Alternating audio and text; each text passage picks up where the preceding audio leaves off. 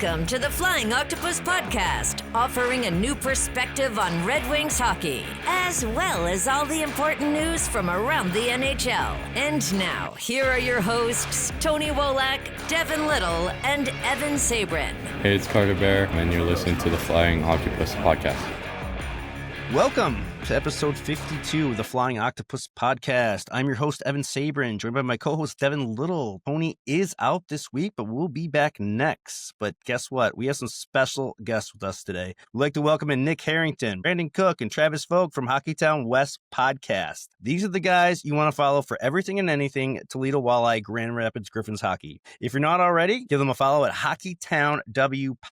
You can also check them out on YouTube and find them on iTunes and Spotify or wherever you get your podcasts. I promise you won't regret it. Nick and Brandon were up in Traverse City, Michigan this past weekend for all 3 days of the Red Wings training camp, and they're joining us today to give us the lowdown on what went down at Center Ice Arena up there. Guys, can't thank you enough for joining us, and thanks for all the great content you guys created this past weekend at camp. We had a lot of fun putting out some videos with that. It looks like you guys had a real blast up there. Thank you.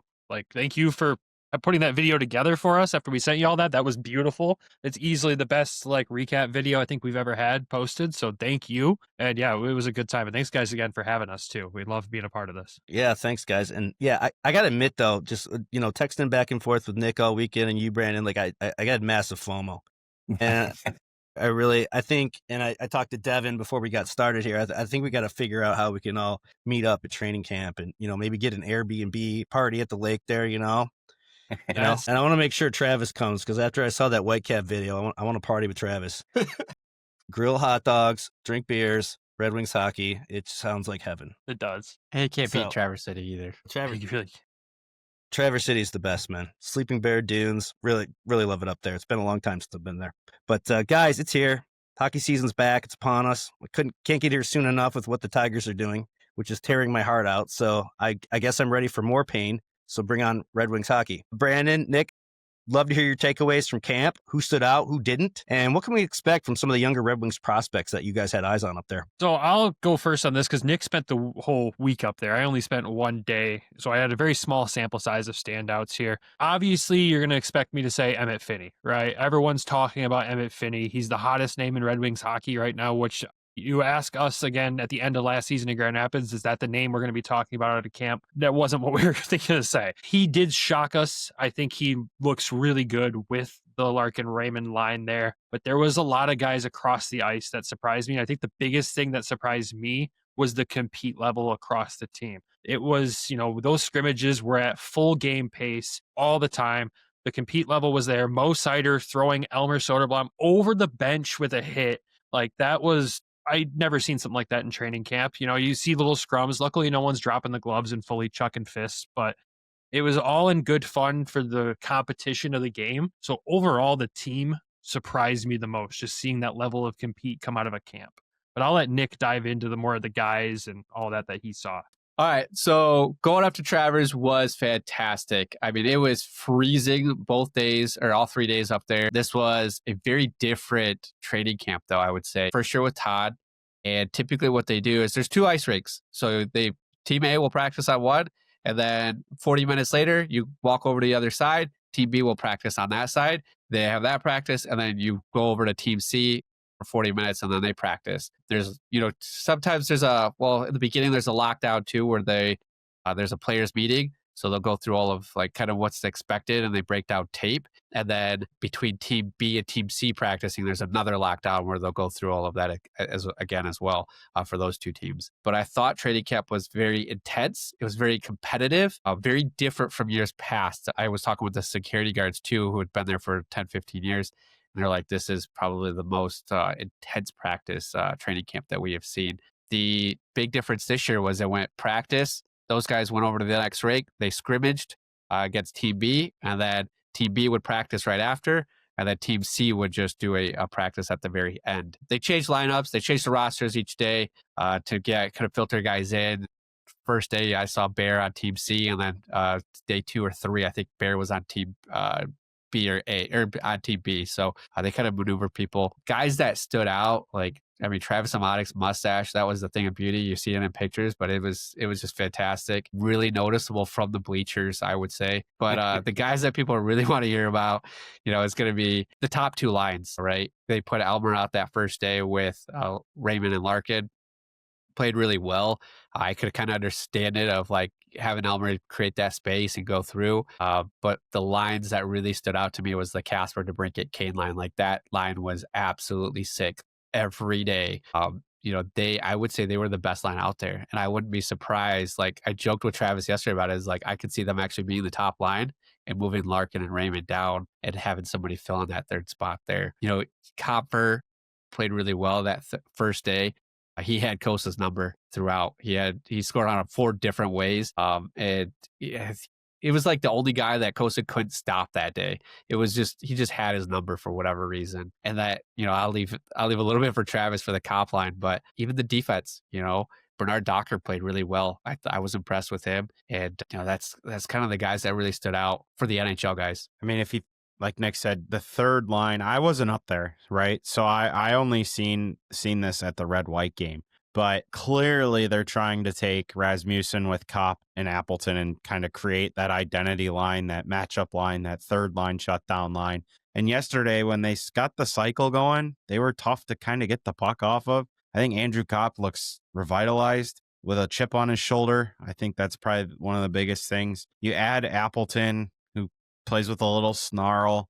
Rasmussen, like he's just kind of developed into that bottom 6 big body that can, move bodies if need be, and has a little bit of skill. I think with them, it's going to be like, can you eliminate the negative? Like, can you shut down a line or can you chip in offensively? I don't think that's going to be the line that wows everybody with their offense, but when they produce, it's going to be good. And then ultimately too, with that group, like, just can they form an identity, right? Like you think back to when the Redwoods that one year when they had all them guys that were like 6'6" on one line, like, and it didn't last long. Like, can this line last, right? Like, can they keep that kind of going? But I thought yesterday they were very, very noticeable. You mentioned Andrew Kopp in that red and white game, and that shootout goal that I saw, complete Datsuk, that was kind of pretty dirty. It was funny because I think that's a similar move Kane was going for, or the one that Kane beat Kosa on last year in the red and white game shootout. And Kane went for something, and Kosa wasn't having it this year. And then Kopp followed it up with that. I was like, there's no way Kosa expected him to go for that. There's no way.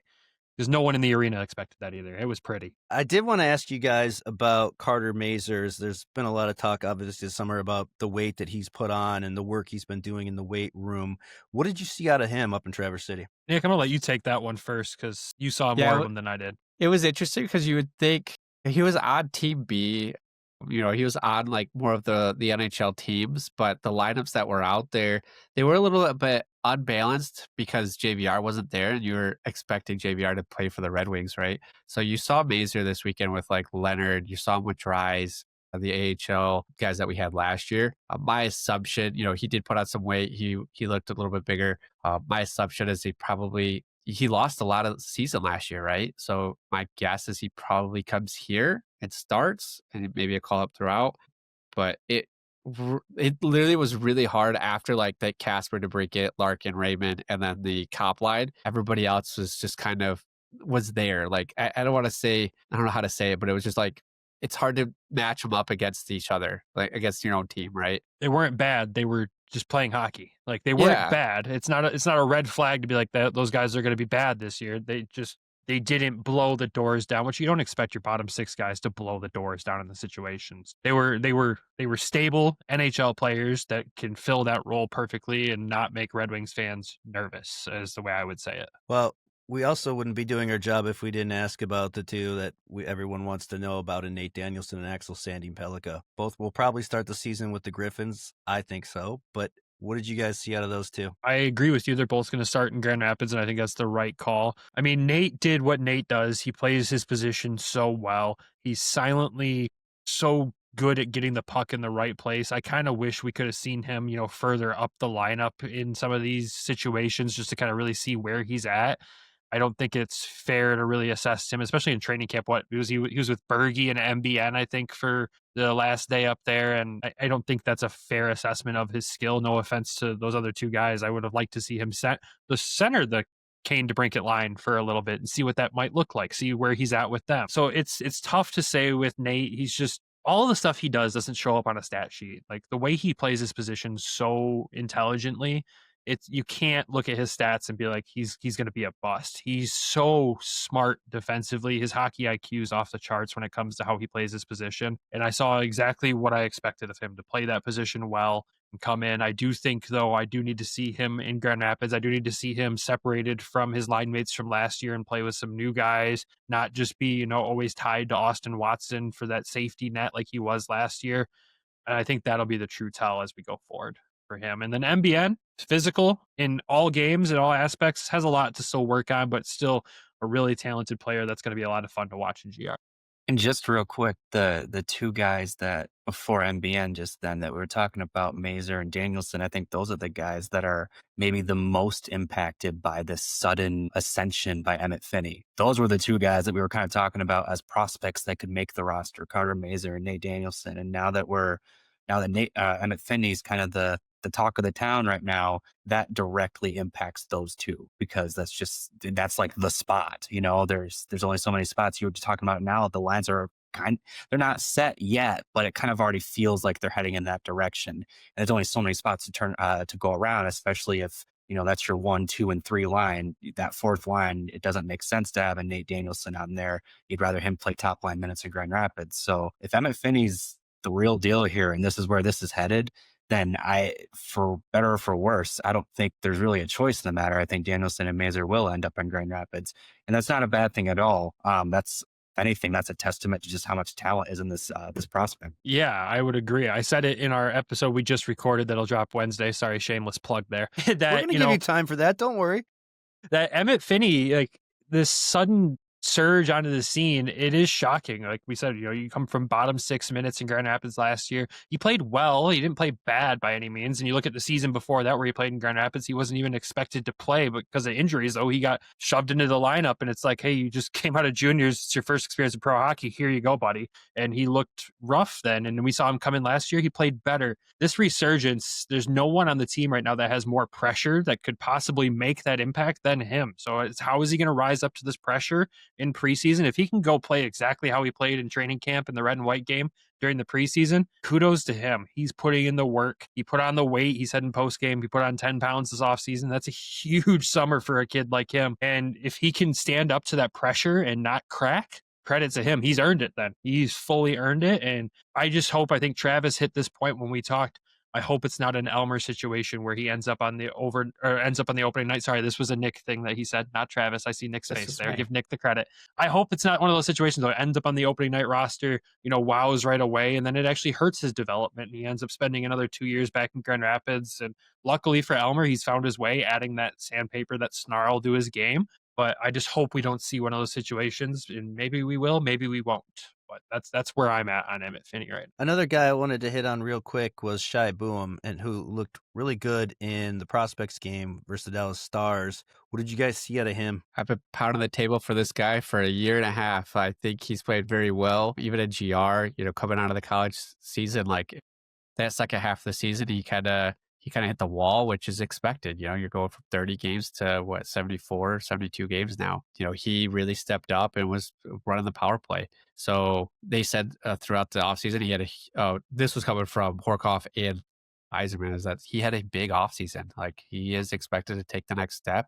I'm very excited to see what he does, because he was already kind of creeping up to that top spot in my eyes for first line defense. Now you bring ASP, so it's going to be a little different now, because you saw him this weekend with Lagesson, you saw him with Tuo, you saw him with Justin Hull. Like you saw ASP with a lot of different matchups, but again, Simon was out, so they're just kind of rotating through a couple guys. So don't, like Todd said, don't read into the lines because they don't mean anything right now. So it'll be interesting to see out, but I'm very excited for Shai. I'd love to see what he does this season with a full year.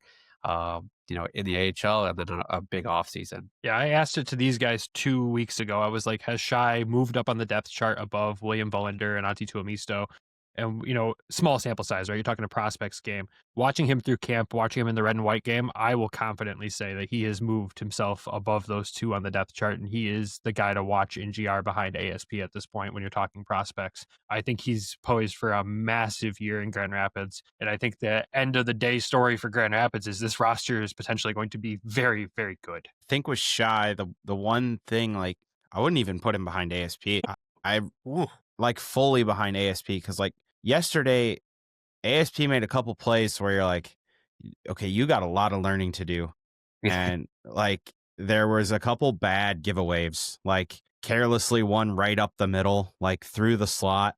And then there was another one where it's like he had time and it's like he forced something and it's like, okay, you had a little more time than that. Offensively, superb talent with ASP, like, right, like we've seen it in the SHL, but will it translate? We don't know. Shy's got a year here. He had a good rookie year. I just think, like, for ASP to hit, he's gonna have to be such a good skater and so good positionally. I think it's just gonna take him a little bit to where Shy's here. He's already seen this. He knows what he's gonna have. ASP's making a whole transition to a smaller sheet to where you got less time, you got less space. He's not a very big body. I'm not like saying he's a bad player. He's a really good player. And there's so much hype around him. I wouldn't be surprised if Shy enters a conversation with him of like, who's closer? You know what I mean? Like at this moment, like there's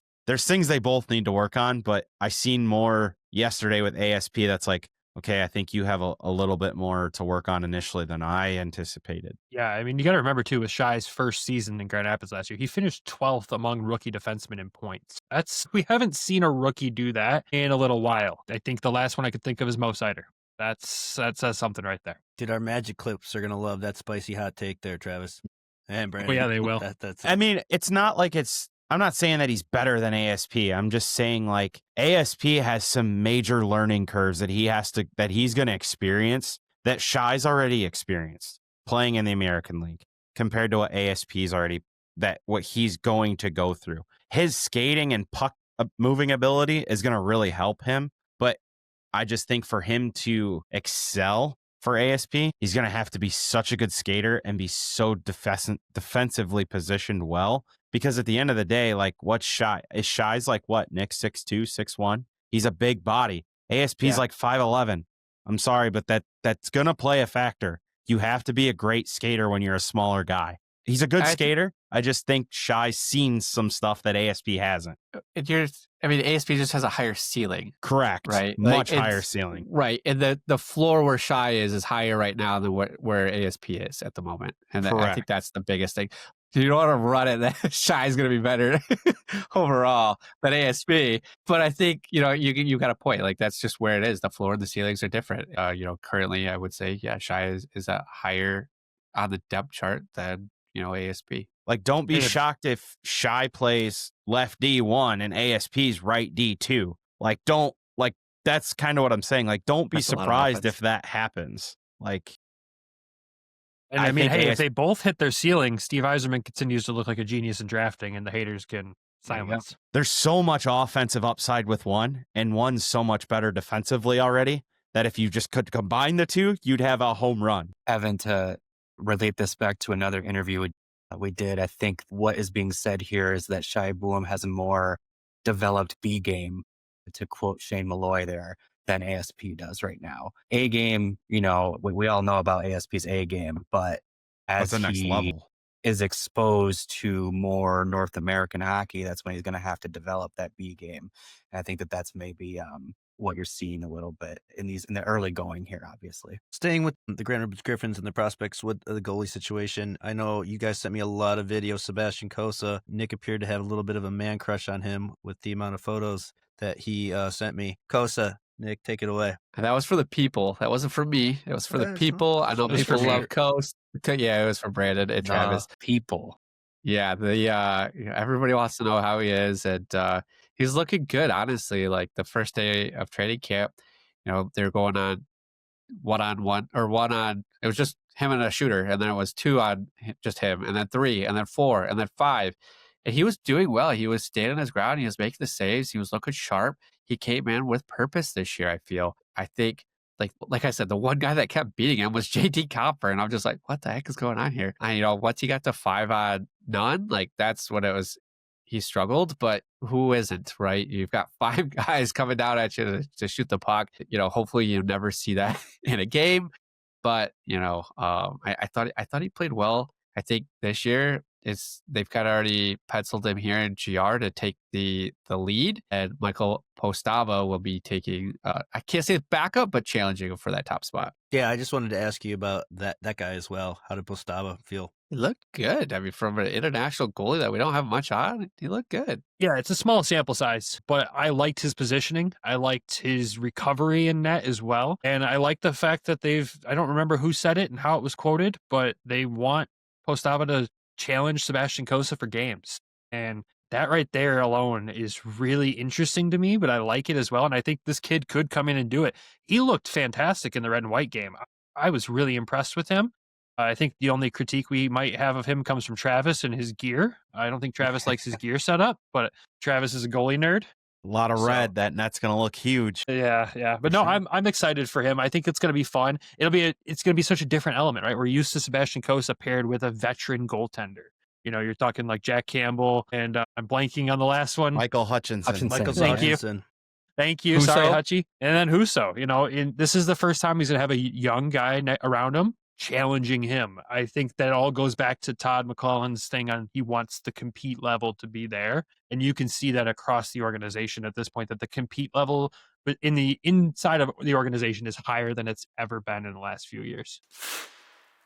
I know I saw all 4 of you made it to the red and white game yesterday, and a lot of fun. I heard it was high intensity. We mentioned the shootout, which was pretty amazing. Takeaways from that, guys? The biggest takeaway for me for the red and white game is, one, being a long-time Grand Rapids resident, being a fan of the Griffins since their inception, having the red and white game back in Grand Rapids is a beautiful thing. Seeing that arena full of red and white jerseys and seeing the crowd engagement the way it was, it made me so happy. I haven't seen the building that full since, the 2017 playoffs when they won the cup last. Like that was a beautiful thing. And you can tell the players truly appreciated that many people coming out. This game needs to stay in Grand Rapids, and I will bang the table for that all day long. That game needs to always be here. I know being up in Traverse is cool. Traverse is beautiful. You're limiting it to maybe 1,500 to 2,000 fans.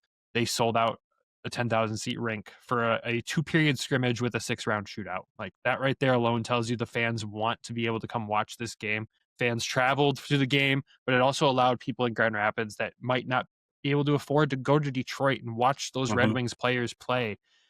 They let them have that opportunity to do it. Like we joked, we saw Patrick Kane skate in Van Andel Arena. Ask me 10 years ago about that, I'd say you're crazy. That's never going to happen.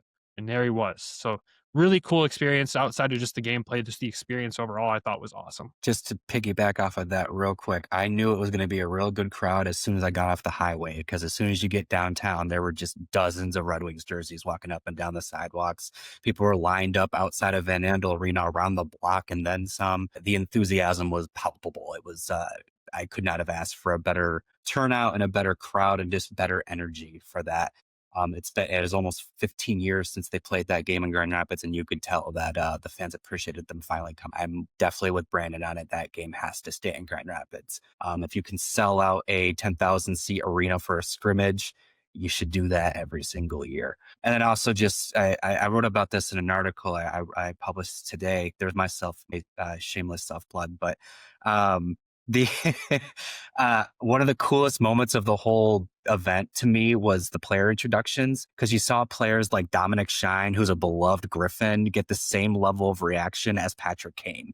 And it's because, Dominic Shine's, again, like I say, he's a beloved Griffin, and then Patrick Kane is Patrick Kane. Like it was an opportunity for Grand Rapids hockey fans to not only show love to their boys, meaning the Griffins, but also these players that play for the Red Wings that, like Brandon said, you might never really have an opportunity to go see. And a player like Patrick Kane that, again, to Brandon's point, some people never thought they'd even have an opportunity to cheer for. They're so used to cheering against him. So just real cool atmosphere to be a part of. And honestly, the Griffins home opener is in a little less than 3 weeks, and it kind of set the bar at a certain level. And I'm almost to your point there, Brandon. It's been a long time since Van Andel's been like that. So I'm challenging Griffins fans to even try to match that enthusiasm for the home opener this season. I'm glad you brought up Shine getting that cheer too, because I know immediately when that happened, all three of us looked at each other. We're like, that was cool. That was really cool. I was worried about one of the videos you sent me because I saw the Cosa jersey, like the one Trav has behind, and I thought he got mugged. Yeah, I mean, we even saw Toledo folks up there, like with fans and gear. So like even just getting out to GR, I know that's a trek for them, but I mean, it was a pretty big crowd. I feel like maybe the home opener last year was sold out. I think that was the last sold out game. It was a couple of sellouts last year because I remember the Griffins hyping it up, right? They were like, we had like 5 during this time, but the energy didn't match what the energy was for this. And that was a regular season competitive game, not a scrimmage. The only argument I might make that I would maybe like to see the organization do is alternate the red and white game between Grand Rapids and Toledo. Let the Walleye fans have that opportunity too. That's still, 8,600 seats they could sell. It's close to that 10,000. And Trav, I'm sure you could speak to it. Toledo would sell that thing out probably within 5 minutes. Yeah. No, that probably less than that. I want the organization to give them that opportunity. I think the organization needs to give the Walleye fans that same love that they're giving the Griffins fans. And I don't think Toledo gets the respect it deserves from the organization itself sometimes, honestly. I think that would be really cool to see. Yeah, it would. It definitely would be cool to see that here. I don't think it happens because they got to drive past Detroit to get down here. And I don't think they'd want to be doing the backtracking. I'll go with the red and white a little differently than what these guys have with like the hometown and all that cool stuff. Like I thought Gibson looked healthy and refreshed. I thought Kopp looked refreshed and healthy. Casper, we can officially end is he a wing or a center? I thought that whole question was kind of stupid to begin with, especially with where they drafted him. Outside of that, Raymond looked good all camp. I mean, he looks poised to take that next step. And I said it in our show. I'll say it on here. This team lacked that guy to drag them into the fight. Like, they didn't have that at all last year. Moritz Seider almost wanting to, like, kill Comfer in that game.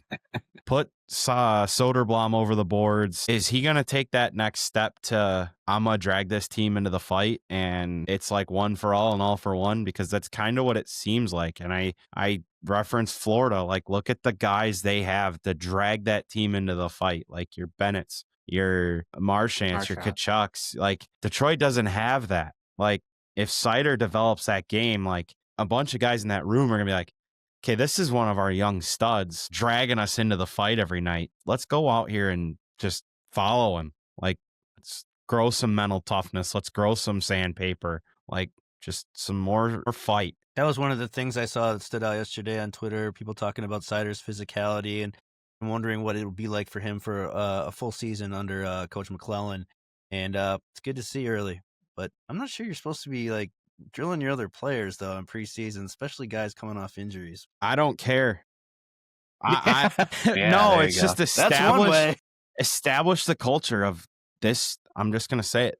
This shit is changing. Like, we got to change.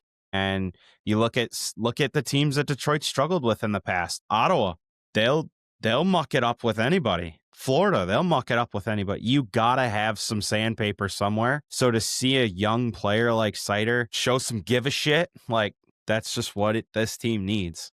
And I like Seider being physical with some of the younger guys too. Soderblom's the same age, but I'll kind of lump him in there. You saw him knock Brandsick Nygaard down as well. To me, that comes across as, like, I know Seider's not necessarily what you think of when you think of a veteran, but he's been around for a few seasons now. To me, that is an experienced player showing a rookie, like, get used to this, because this is what that you're going to have to get used to it. I'm not trying to take your head off, but you're going to play against guys who are trying to. So get used to this physicality. It sets the tone. He's obviously, I mean, he wore a letter during the red and white game. He's clearly one of the leaders of the team. When one of your leaders is setting a physical tone like that, everyone else has to kind of match it. And I think that echoes back to the end of last season, where Eisenman very clearly stated he wants his team to be tougher to play against. And I think that Seider is somebody who's kind of taken that to heart and is kind of trying to set that standard for the team this season. Devin literally pounding the table for that to happen this season. Good thing for this these magic clips and the AI taking out those background sounds there, because yeah, I appreciate the intensity, Devin. I really do. I know you were fired up, getting Devin. me intense. It's working. I know you were excited watching that line of Mazur, Lombardi, and Soderblom yesterday. What did you think about that? Well, I think that all three of those guys are guys that when they're at their best, they're insanely tough to play against. Lombardi's, it's kind of funny. We've talked about Finnie, we've talked about Danielson, we've talked about Mazur. Lombardi's right there too in that group of, again, I'm sorry. Lombard is in that group of guys that is right there on the doorstep. He's not that far away from the NHL himself, and him skating with Soderblom, who announced himself as an NHL player last season, Mazur, who's right there with Lombardi. I think that kind of speaks volumes to where the organization sees him. And he's a fun watch. He really is. All three of them are, but Lombardi specifically, just because he plays with pace, he plays with tenacity, he plays with all those traits that honestly just people kind of gravitate to when they watch hockey. I think he's one of those. He's one of those guys that you could just honestly classify as a hockey player because he embodies a lot of those traits. Honestly, as much as I'm still on the camp of Mazur's right there, we should probably expect to see him in Detroit a handful of times, if not more. I think this kind of echoes back to what Nick was saying a little bit ago. He kind of is blended into the crowd a little bit, and not necessarily in a bad way. Just like there's so many other guys that are standing out. They can't all be standing out. Otherwise, that defeats the purpose of the phrase. So he kind of blended in a little bit, and that's not necessarily a bad thing. It's just so many other people are grabbing your attention that you can't.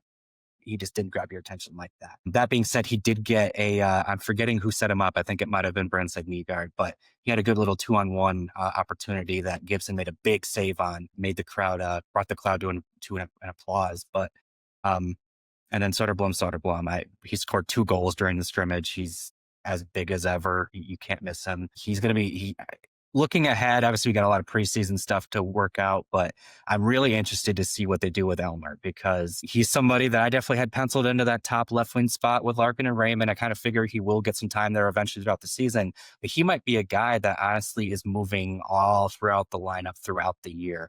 Maybe against this team, they want him to be in a bottom 6 checking role. Maybe against this team, it makes more sense to add his size to the top 6. He's going to be, I don't know that they necessarily have utility players in hockey like they have in football, but I wouldn't be surprised if Soderblom's about as close to a utility player as you can get in hockey because he has the skill set to fill a lot of different roles, and I think that the Red Wings will try to capitalize on that this season. Very pivotal season coming up for Jonathan Berggren if he wants to remain in this organization.